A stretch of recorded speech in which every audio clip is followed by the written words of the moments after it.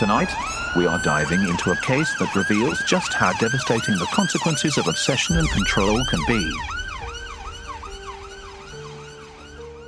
Katie Higton was a loving mother, a woman determined to protect her family and move forward with her life.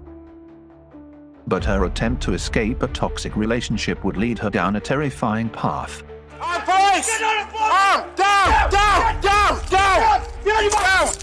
In this episode, we'll uncover the events that led to Katie's death, a horrifying story involving jealousy, violence, and betrayal. As we delve deeper, we'll examine the twisted motives and disturbing actions of the man who swore he'd never let her go.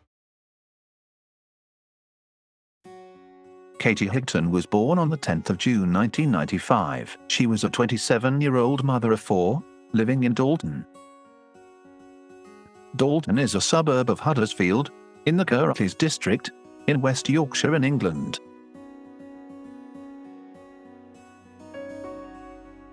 Huddersfield is known for its industrial heritage and canals, and is popular with boaters and walkers.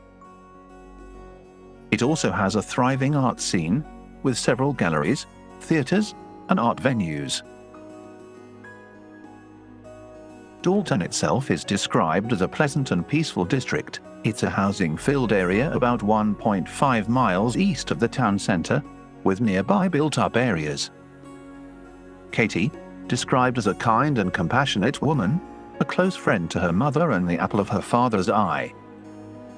One friend described Katie as bubbly, outgoing and fun.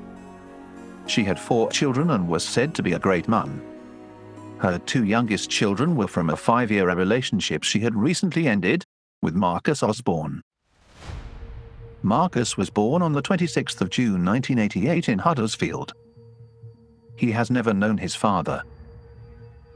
When he was 7, he was sent to Dudley to live with his respective grandmother, and felt unwanted by the remainder of his family, including his mother. Osborne did not deal well with mainstream school, and attended college briefly before finding casual work. When he was 16 or 17, his grandmother moved to London, and so he returned to live with his mother in Huddersfield. He obtained informal employment, including as a personal trainer. It is believed Marcus and Katie met on Facebook in 2018 and then trained together at a gym, so beginning their relationship. Katie, Marcus and the children lived together in Dalton. The first 2 years of their relationship was described by Katie as good. However, around this time Osborne started to become verbally abusive towards Katie and her children. He started to control Katie, what she wore and what she could do. A friend of Katie's claimed that he soon began to cut her off from male friends. Osborne would go through her Snapchat before blocking and deleting men on there. If she didn't do as he wished, exactly how he wanted, he would become verbally abusive. This quickly turned into physical violence. During the first episode of violence, Marcus threw a pet cat at her and grabbed her by the throat. You might think throwing a cat is unusual, however, reports indicate that perpetrators of domestic violence often harm or threaten to harm pets as a way to exert control, intimidate, and manipulate their victims. This is a well-documented aspect of domestic abuse, and can be particularly distressing for victims who feel trapped, as many feel unable to leave their abusive situation due to fear for their pet's safety. Studies show that between 50% and 70% of domestic abuse survivors report that they're either harmed or threatened to harm pets. In a UK-based survey by the animal welfare organisation BDSA, 49% of pet-owning victims of domestic abuse reported that their pets were harmed or threatened by their abuse. Another study found that up to 71% of pet-owning victims of domestic violence stated that they delayed leaving their abuser out of concern for their pet's safety. I'm not saying this applies to this case directly, however, it is another important factor to consider when people wonder why victims don't just leave. And just in case this is useful to you or someone you know, charities such as Refuge for Pets and Dogs Trust's Freedom Project in the UK provide temporary foster care for pets. allowing victims to leave their abuse while ensuring their pets are safe. Now, if like me, you're wondering if the cat in this story was okay, I do not know. Hopefully. Violence was not new to Marcus. On the 22nd of February 2008, Osborne was arrested in Huddersfield town centre after he was spotted taking part in a suspected deal. When interviewed by police, Osborne said he was dealing on behalf of someone else to work off a debt. He said drug debts were also the reason he and a 17-year-old had targeted 2 shops for robbery. The first raid was on the 16th of July 2007 at 6:35 p.m. The pair went to Close Hill Food Centre at Close Hill Lane. Both wore masks. The 17-year-old had a ball-bearing gun, which was not loaded, and Osborne had a knife. They entered the shop and the 17-year-old pointed the gun at the owner, Anut Lola, who was behind the counter.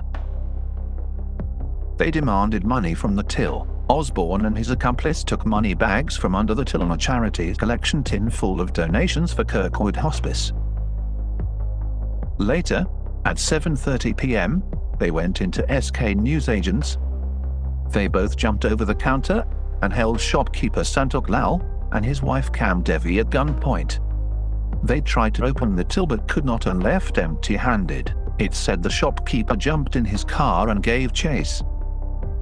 Aged 19, Marcus Osborne pleaded guilty to possession with intent to supply. He was sentenced to 3 years in a Young Offenders Institute for 10 offences of supplying Class A drugs.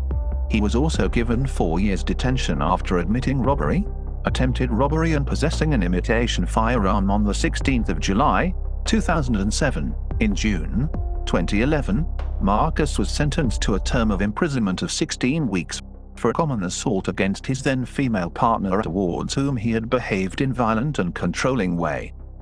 Blaming his recently served time in detention for becoming jealous and controlling. He dragged the woman into the kitchen and slammed her face into the wall. He repeatedly asked her, "Do you want me to kill you?" Before making a hole in the kitchen wall, he told the woman if she finished with him she'd end up in a box. 2 children were in the house at the time.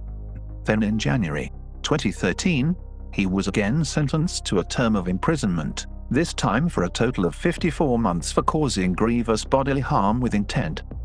The victim was his then new female partner whom he assaulted, apparently because she was texting people on her phone. He punched her to the ground, and then repeatedly kicked her in the head and bounced her head off the wall. When she tried to escape through a window, he grabbed her around the throat and squeezed until she thought that she was going to pass out. Later, when she confirmed to Marcus that the relationship was over, he attacked her yet again, pulling her across the room by her hair and slamming her head against the wall. She tried to get help from a flatmate, but Osborne stopped them from calling the police and continued to assault her. The incident only ended when she persuaded him to take her to her mum's house, with the promise she wouldn't say anything. The woman suffered serious injuries. During the trial, the court heard he broke her jaw in 3 places. She had to have an operation and a metal plate inserted. It would appear that Marcus responded to being rejected by women with jealousy, violence and anger. In total, he had 12 previous convictions for 27 offences. Over time, the violence upon Katie became more frequent and unpredictable. For Katie, the final straw was an incident that took place on the 28th of April 2023. Marcus had physically assaulted Katie, which left her injured, in bed for the next 3 days, unable to move. By the 2nd of May, Katie was well enough, or at least physically able, to leave the house. Leaving her home, she went to stay with a relative. Osborne began hounding Katie with texts and phone calls with promises that he would change. Resolute in her decision, Katie told family she would never go back to him. On the 10th of May, Marcus exchanged Snapchat messages with Katie in which she told him she did not wish to see him. He responded with the message that if he found out that she was even messaging anyone else, "I will end you fully." At 13:15, armed with video evidence of her injuries, Katie went to a police station in Huddersfield. However, nobody was available to see her. An appointment was made for an officer to visit Katie the following morning. Do you think the police failed Katie when they didn't respond to her first visit? Or was their response limited by the system in place? Katie changed her Facebook status to single. Later that day, she called the police to tell them that Marcus had been in contact with her and had threatened to harm her and her children. When police attended the following day on the 11th of May, Katie gave a statement where she described their relationship as starting off in a normal and positive fashion, but said it had become coercive and physically abusive. She told the officer that, whilst she did not believe that he would hurt the children, she did believe that if she did not go back to him, he would seek her out and seriously hurt or kill her. In her statement she recorded this: "He has said that if I ever get another boyfriend, he will kill us both." A male friend of Katie's said that Marcus once even sent a chilling message to them, warning them not to speak to Katie. The friend, who used to work with Katie, said, "She was trying to get away from him. She told me she'd had enough and wanted a better life." She said he previously threatened to kill himself if she left him. He threatened to kill her too. On the 12th of May, Osborne was arrested on suspicion of domestic violence offences and bailed with conditions not to go back to their home. With Osborne under strict bail conditions not to attend the house, Katie left her relatives and moved back home. On the 13th of May, the day after his arrest, Osborne asked a neighbour to spy on Katie and tell him when she was at home. The following day, the 14th of May, he was in the street watching the house and spending time with neighbours. Osborne was spotted in the area again later that evening, keeping an eye on the house and who Katie was with. A neighbour said he appeared to be agitated and looking towards the house. Should Marcus have been allowed bail, even with strict conditions, considering his history of violence? What measures do you think should have been in place instead? The release on bail was to allow further investigation and to prepare a file of evidence to send to the CPS for a charging decision. At 9:30 p.m. on the 15th of May, Katie left the house by taxi to go to the cinema with Stephen Harnett, leaving a woman, who for her privacy is only referred to as V, at home babysitting the 4 children.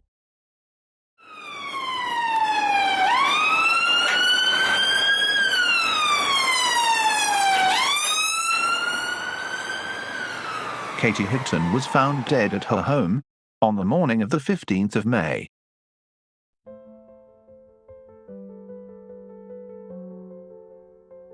The night before, she shared a smiling selfie on Snapchat at about 10 p.m.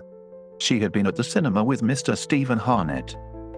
Stephen Harnett, described as a dad who had a heart of gold, was originally from the Manchester area. Stephen had reportedly been living in Long Lane, Dalton, for around 2 years. Marcus had hacked into Katie's Snapchat and had already discovered the developing relationship between the pair. At some point after midnight, Osborne broke into the home he had previously shared with Katie. Arming himself with a kitchen knife, he proceeded upstairs. When V spotted a figure in the doorway, recognizing Osborne and seeing the knife, she challenged him and told him to leave. Striking her, Osborne knocked her unconscious.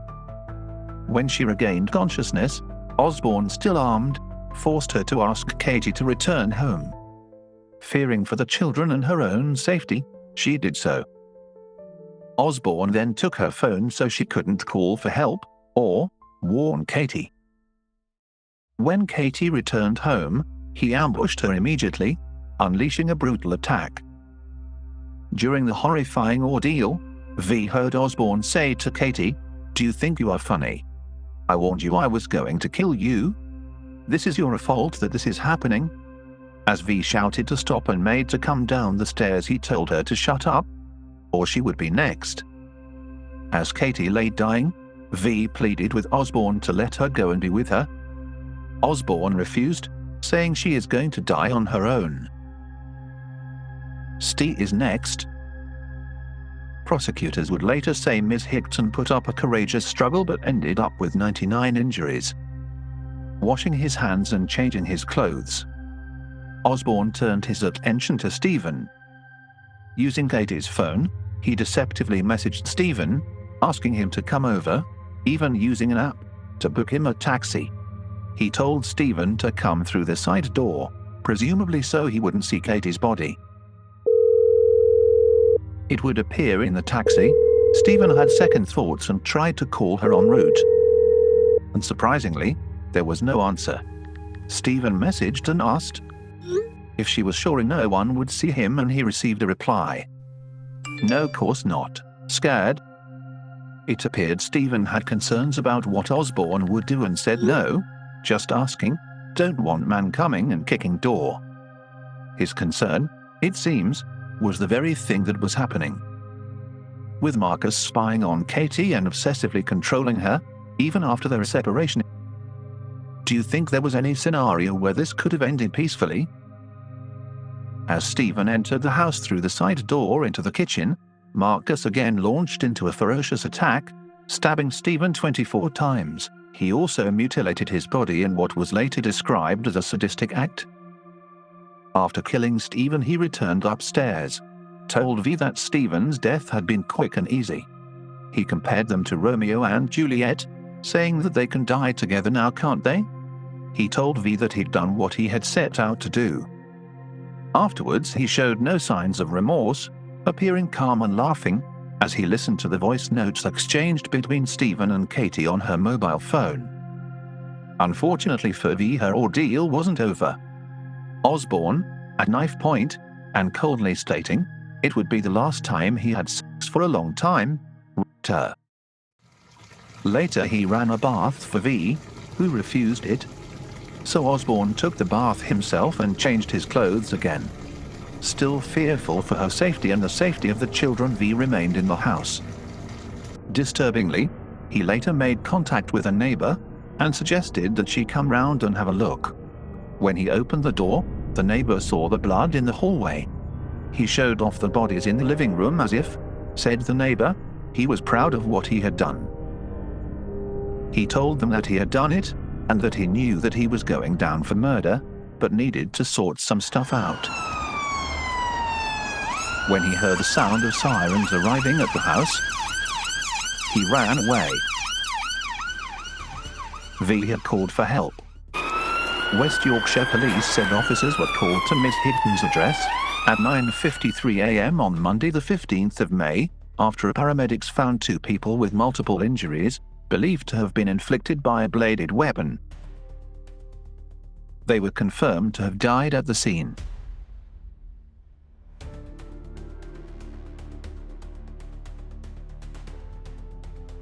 Boys! Arm! Down! Down! Down! Down! Down!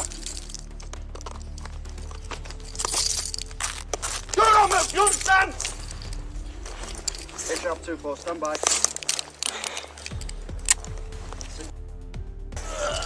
You're under arrest on suspicion of murder. You don't have to say anything, but it may harm your defence. Do not mention when questioned something which later line in court. Anything you do say may be given in evidence. The necessity for your arrest is prompt to effect investigation, prevent injury. For years, under full view of the criminal justice system, Osborne assaulted women he was in a relationship with. He had served prison sentences for brutal assaults upon them, but in mitigation tried to claim he had feelings of rejection. His barrister John Elvidge said, when he was a boy, he was sent to live with his grandmother in Dudley and felt unwanted by the remainder of his family, including his mother. It was said he had an acute sensitivity to rejection and abandonment, and that translated into jealousy and anger, as it did on the occasions of assaulting partners. Mr. Elvidge added, these happened spontaneously when he believed they wanted to be with other men. I'm not sure what to think of these suggested mitigations. I'm aware that everyone is entitled to a defense, and their representation should defend them as best as they can. But the level of depravity Osborne committed that night is hard to excuse as anything other than evil. Having to create a defense for such an individual surely cannot be an easy endeavor. Many defense barristers feel ethically fulfilled by being part of a process that values the presumption of innocence and the idea that justice should be blind. It aligns with a belief that everyone deserves fair representation, which can be a strong personal value for them. I do wonder, although, if in cases like this, where guilt is known, the barristers have to create, for themselves, any personal justifications other than that of everyone deserves a fair trial. Ultimately, being a defense barrister isn't about defending crime, but defending the integrity of the legal system and advocating for a fair process. On the 15th of May, 2023, Osborne pleaded guilty to the murder of Katie Higton and the murder of Stephen Harnett. He also pleaded guilty to the false imprisonment of V into her raid. On the 1st of March 2024, in the Crown Court at Leeds, the King v. Marcus Osborne, the Honourable Mrs. Justice Lambert during sentencing said, "I must now sentence you for these offences, and I do so on the basis of facts of which I am certain, having read the material available to me, and having heard submissions on behalf of the Crown by Mr. Sandiford KC, and on your behalf by Mr. Elvidge KC.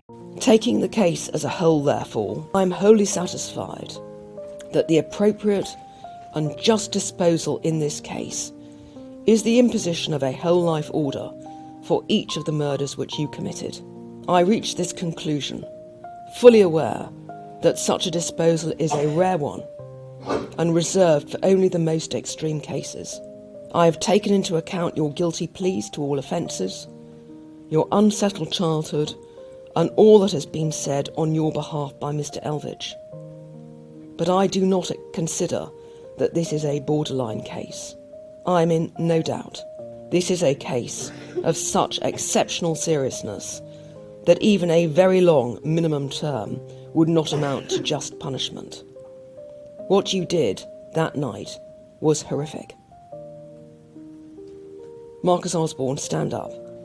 For the murder of Katie Higton, Marcus Osborne, the sentence of the court is one of life imprisonment. I impose a whole life order. For the murder of Stephen Harnett, the sentence of the court is one of life imprisonment. I impose a whole life order. Please take the defendant down. The Honourable Mrs. Justice Lambert handed Osborne a rare whole life order, meaning that he will remain in prison for the remainder of his life. Orders which prohibit a prisoner's release are the most severe punishment available and are reserved for those who commit the most heinous crimes. Killer Nurse Lucy Let B. Thomas Meyer, who shot and stabbed M.B. Joe Cox. Damien Bendel, who killed 4 people including 3 children in Derbyshire, are others who have been told they will die in prison. As of December 2023, 67 of the UK's 87,000 prisoners were serving a whole life sentence, a Ministry of Justice spokesperson confirmed.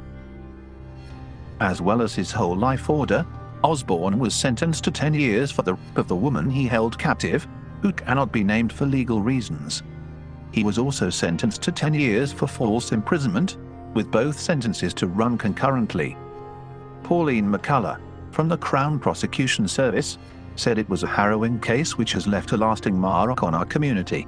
She added, "The sadistic way in which Katie and Stephen Harnett were killed showed the depths of Osborne's cruelty, and his subsequent boasts about the murders left no doubt that he felt any remorse." Osborne denied his victims the smallest mercies in their final moments. Detective Superintendent Alan Weeks, who led the investigation, said, "It is hard to understand the behaviour of anyone who acted as Osborne did in bringing horror to a family home. Our thoughts are with those who have been impacted by his dreadful crimes." These are amongst the worst crimes that I and other experienced detectives have investigated in the course of our careers. His attacks on the 15th of May were brutal and savage, but also coldly calculating and callous. The life sentence that has been handed down today sees justice served and will protect the public from this dangerous individual in perpetuity. Thank you. In a statement, Katie's family described the impact of her loss. They said, "Katie was a shining, beautiful and deeply caring soul whose presence lit up any room from the moment she entered it. As a family, we will miss her laughter, her fun and jokes, and we will never again have the joy of loving messages from her at special times or spending precious moments with her. There is so much we could say about the monster who took Katie away from us. A man, if he can be called that, whose name does not deserve to be mentioned in the same breath as hers. His sentencing today will not affect the life sentence of loss our family has been inflicted with.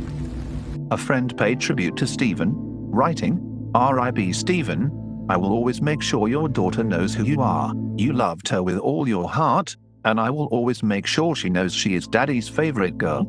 Stephen Harnett was a bright young lad who made everyone laugh and smile all the time. But most of all, he was my son, a beautiful baby boy. He was a brilliant dad to his baby girl and to his dogs. He loved life. He loved protecting those he cared for. The pain I feel is unbearable and indescribable. My heart remains shattered into 1,000 pieces. The pain is too raw and the shock is too deep. I still cannot comprehend what has happened. To Stephen, I love you. After a review into the force's investigation into police contact with Katie and Stephen before their murders, the Independent Office for Police Conduct, or IOPC, said there are areas of possible improvement. A spokesperson for the IOPC added, "Areas we raised with the force included making it easier for members of the public to report incidents to the police, and improving decision-making procedures around the decision to grant suspects bail in similar cases." Refuge, a charity which supports victims of domestic violence, said, "The devastating deaths of Katie and Stephen are part of a broader problem. The reoccurring failure of the police to take immediate action upon receiving reports of abuse and violence. These police failings can and do have fatal consequences, and will continue to have such consequences until we see a drastic reform of this system." Mr. Harnett's brother Jordan said, "I hope when a woman approaches the police concerned for her life, measures are put in place to protect her. Sadly, I can't see this being the case." Jordan Harnett said the results of the investigation were contradictory. He said, "They found no wrongdoing but have shared areas of potential learning. To me that is a contradictory statement." Mr. Harnett said he believed similar statements regarding other cases had been issued by the IOPC on 8 previous occasions before this one, and he feared it would have to issue further such statements in the nearer future. 9 women had been failed since 2019, a completely unacceptable number. So Katie contacted the police on the 10th of May, and an arrangement was made to see her on the 11th of May and take a statement from her. Subsequent to that, Osborne was arrested the next day on the 12th of May. He was questioned about the domestic offences and released on bail. The release on bail was to allow further investigation and to prepare a file of evidence to send to the CPS for a charging decision. Alison Lowe, West Yorkshire Deputy Mayor for Policing and Crime, said the force was struggling to cope with demand. There are 53,000 domestic abuse cases recorded each year and 6,500 police officers, she said. "We will always hold the police to account, to be better, to meet the needs of all the citizens of West Yorkshire. But it is inevitable that there will always be those cases in extremis where there are lessons to be learned, and where we as a society lose loved ones." Ms. Lowe said a number of initiatives were underway to help eliminate violence against women, with one approach seeing 3,000 police officers trained in improving their response to domestic abuse reports. The tragedy of Katie and Stephen serves as a stark reminder of the dangers of domestic violence and obsessive relationships. This case has spurred renewed discussions about how to protect victims, improve intervention strategies, and ensure that past abusers can't continue to harm their victims. Do you think Marcus's actions could have been prevented, or was his descent into violence inevitable given his past behaviour? More needs to be done to safeguard lives like Stephen and Katie. This tragedy should never have happened. There were warning signs and the police were repeatedly told. Stephen and Katie had asked for help on many occasions, and they did nothing. Whilst I hold one person accountable, I hold the police responsible. It's not acceptable these days to ignore cries for help, especially when they are life-threatening. Had they acted with due concern and efficiency, Stephen and Katie may well be here today.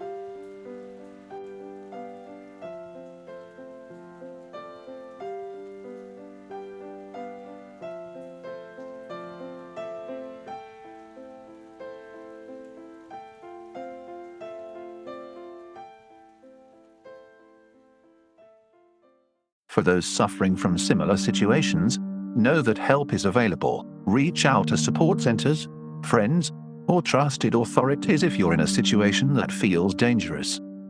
Katie Higton and Stephen Harnett were taken too soon by a man who let anger and control overrule humanity and decency. Their story is one of lost potential, stolen happiness, and grief that will never fully heal. Every day is a battle. Every day hurts more and more. No parent should endure the loss of a child, especially not in the manner in which I lost mine. I miss Stephen more than anything, and I wish I could change what happened to both of them. But through remembering their story, we keep their memory alive. Finally, we want to thank all of those who have supported us through such a horrific time. No family should have to endure what we have suffered, as we strive to remember the woman who was our world and who touched the world of so many around her. Let's continue to keep their memory alive and be mindful of the signs of obsession and control. Thank you for joining us on this episode of The Detective Den. If you or someone you know is struggling with domestic violence, please seek help. There are people who can support you. Have you ever encountered a situation where someone you know needed help but didn't receive it? How did you or would you handle it? What's your opinion on this case? Share your thoughts in the comments below. We'd love to hear from you. Until next time, be safe and always stay vigilant.